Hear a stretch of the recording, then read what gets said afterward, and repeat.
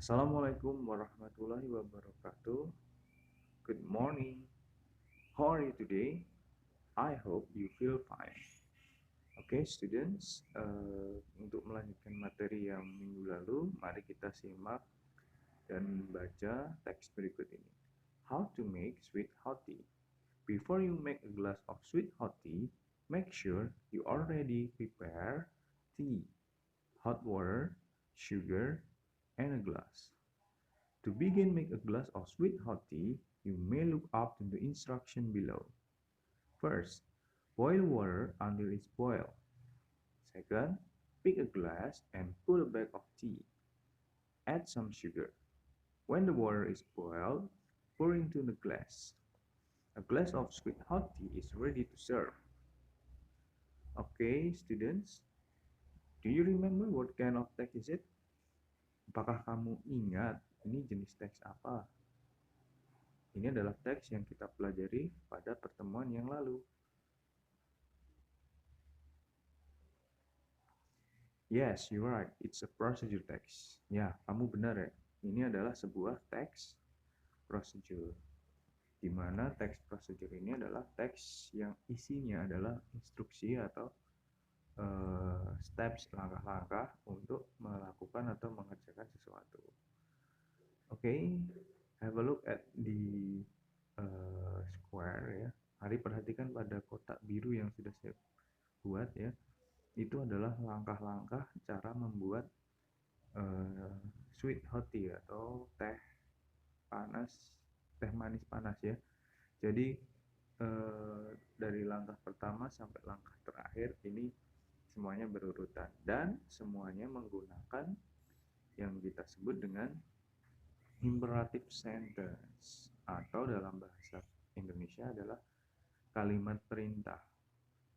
Jadi ini adalah materi yang akan kita pelajari hari ini, yaitu penggunaan kalimat perintah dalam text procedure. So, what is imperative sentence? Jadi apa itu kalimat perintah? Imperative sentence is one of sentence types which is used to express command or instruction or prohibition. Jadi kalimat imperatif adalah salah satu tipe kalimat yang mana digunakan untuk menyatakan perintah atau larangan. Jadi ada kalimat perintah yang berfungsi untuk memberikan komen atau perintah atau instruction atau instruksi atau juga memberikan suatu larangan. Oke, yang pertama ini adalah kalimat perintah yang digunakan untuk memberikan instruksi atau perintah ya. Jadi ini dalam strukturnya ini berbentuk kalimat perintah yang positif. To make a command or instruction, you can start your sentence with verb 1. Jadi untuk membuat perintah, kamu bisa memulai kalimatmu atau mengawali kalimatmu dengan kata kerja atau verb 1 atau kata kerja dasar ya. Jadi contohnya ada banyak sekali.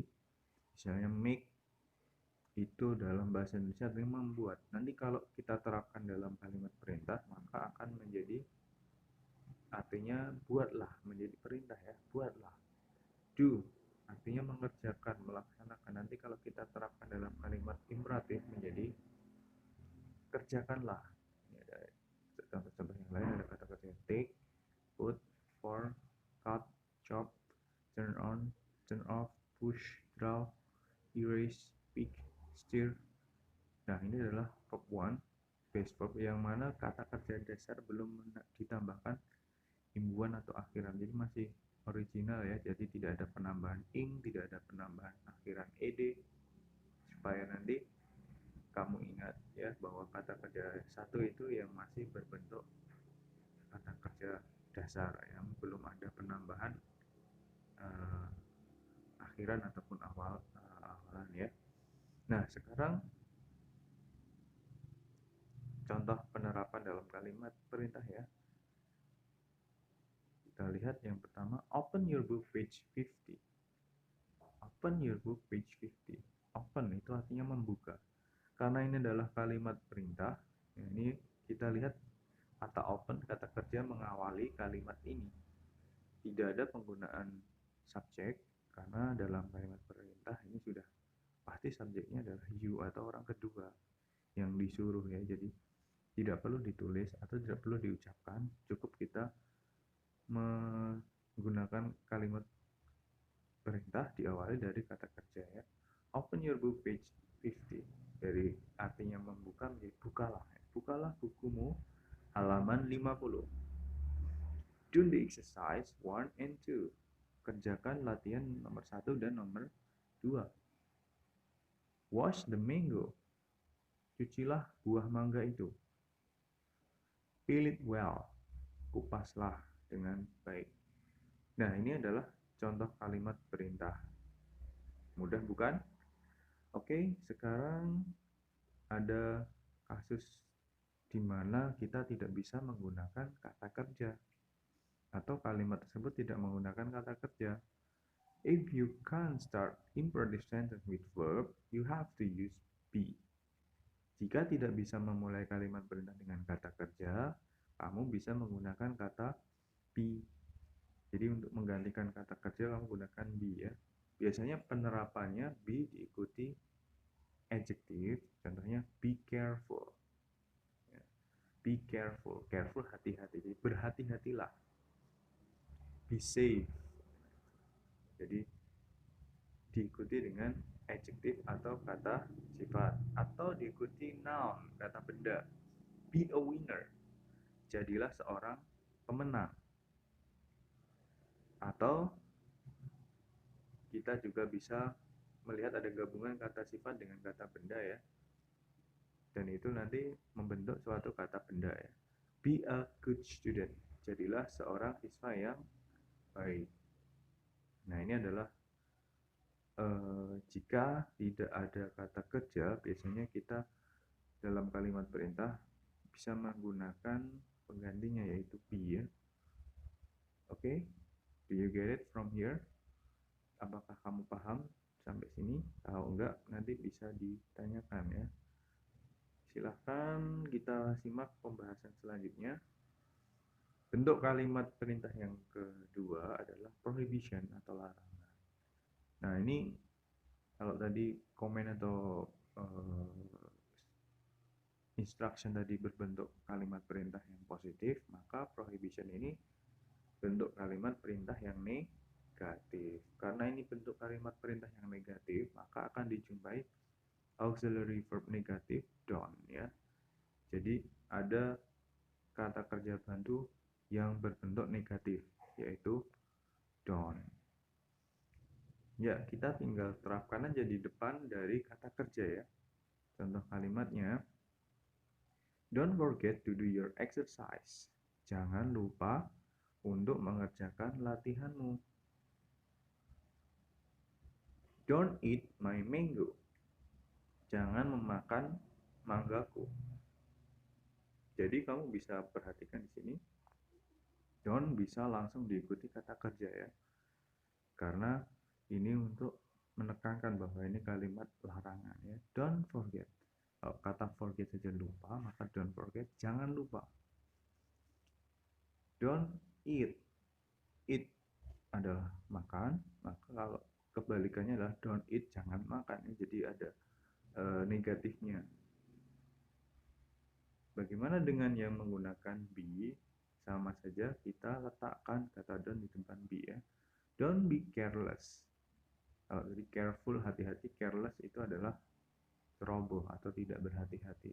Don't be careless, jangan ceroboh. Don't be a loser, jangan menjadi seorang pecundang. Don't be a lazy student, jangan menjadi seorang siswa yang malas. Oke, ini adalah bentuk perintah negatif yang mana ada penggunaan kata don't. Okay, do you understand, or maybe you have any questions? If you have any question, don't hesitate to ask to me ya. Kalau ada pertanyaan, jangan malu atau jangan ragu untuk ditanyakan. Bisa lewat japri WA yang ada di grup belajar ya.